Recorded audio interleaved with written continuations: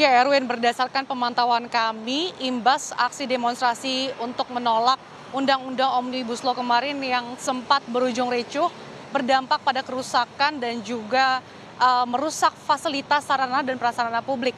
Data yang kami terima, terdapat 18 halte Transjakarta yang dirusak, diantaranya 8 halte Transjakarta dibakar oleh oknum yang tidak bertanggung jawab.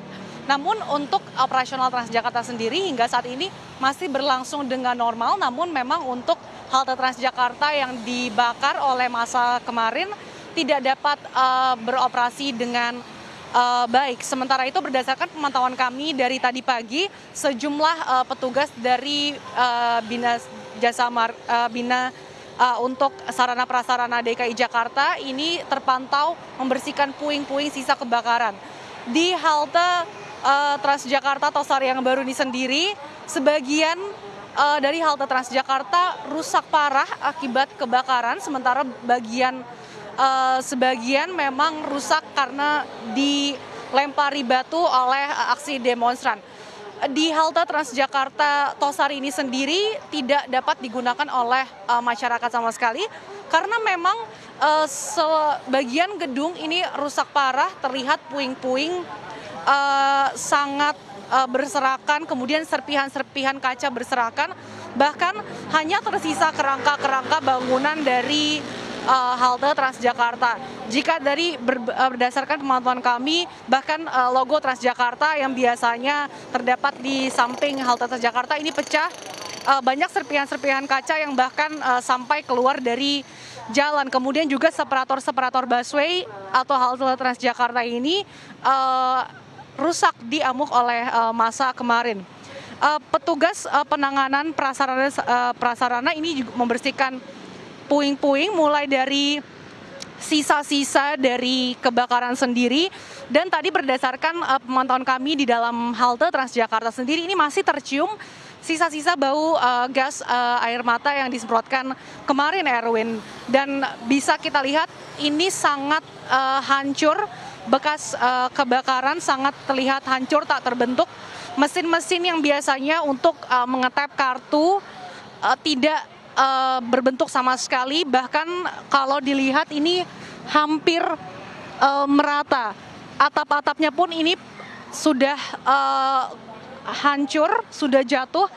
Dan hingga saat ini petugas masih membersihkan bekas puing-puing karena dikhawatirkan memang sisa-sisa puing-puing kebakaran ini masih rentan untuk jatuh, Erwin.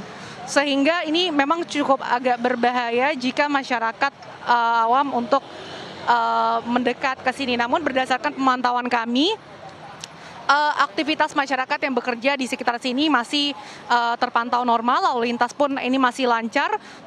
Meskipun begitu memang beberapa halte Transjakarta khususnya di Tosari, gedung yang di halte Transjakarta Tosari yang baru ini tidak dapat digunakan sama sekali oleh para penumpang yang biasanya memadati halte Transjakarta Tosari ini, Erwin.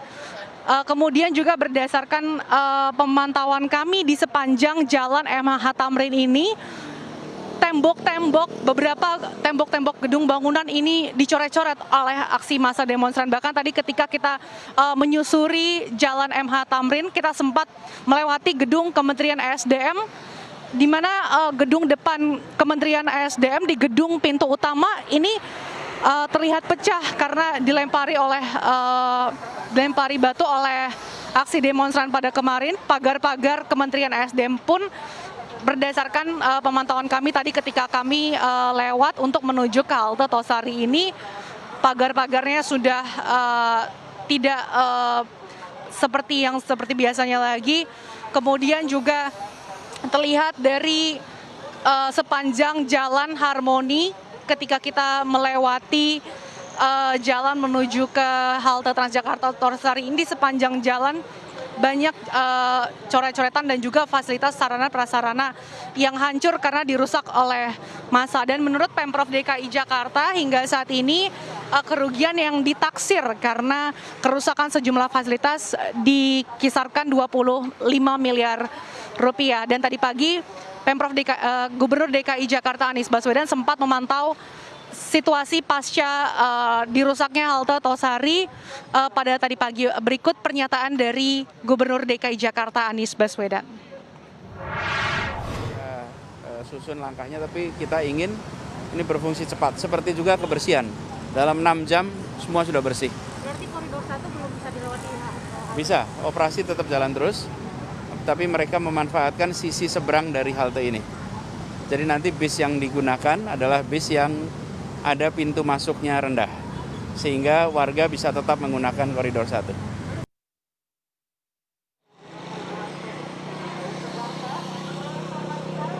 Demikian